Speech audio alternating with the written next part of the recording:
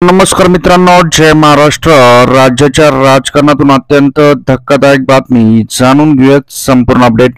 तत्पूर्वी चॅनलला नवीन असताल तर चॅनलला सबस्क्राईब करा आणि बेल आयकॉन नक्की प्रेस करा.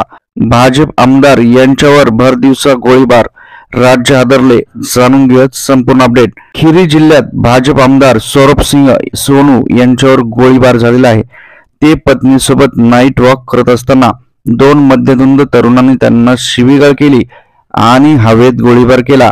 आमदारांनी त्यांना हटकले असता तरुणांनी डायरेक्ट गोळीबार केला आणि फरार झाले.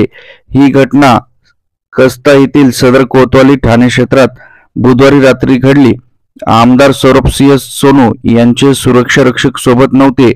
पोलिसांकडून आता तपास सुरू असून आमदारांनी कठोर कारवाई करण्याची मागणी केलेली आहे.